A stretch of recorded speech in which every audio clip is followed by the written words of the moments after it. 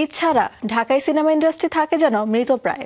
পুরনো সিনেমার ভরসায় চালু থাকে কিছু সিনেমা হল, আবার নতুন সিনেমা মুক্তি পেল মান নিয়ে ওঠে প্রশ্ন।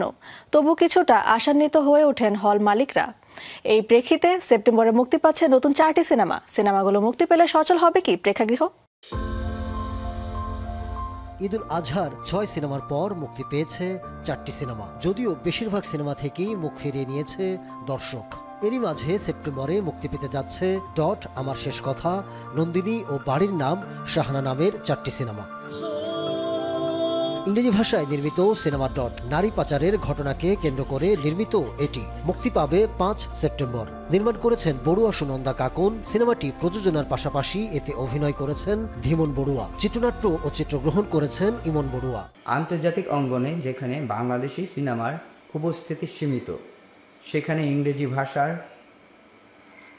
চলচ্চিত্র ডট বাংলাদেশের সিনেমাকে নতুনভাবে পরিচিত করার সুযোগ দেবে। আমি চেষ্টা করেছি সমসাময়িক ঘটনাকে খুব সুন্দরভাবে তুলে ধরার জন্য।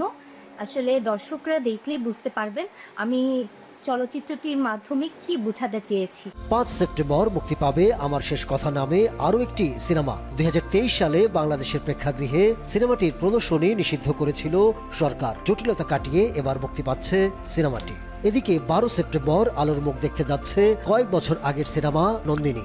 দেখা যাবে নিয়তির যুদ্ধে হার না মানা এক সংগ্রামী নারীর গল্প। পরিচালনা করেছেন সোহাইবুর রহমান রাসেল।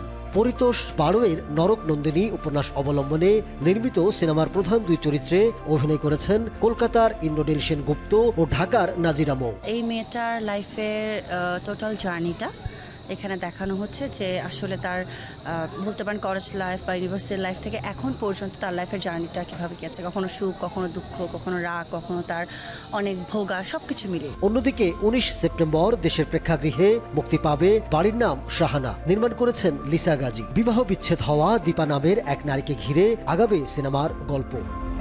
ডটে নেই কোনো পরিচিত মুখ।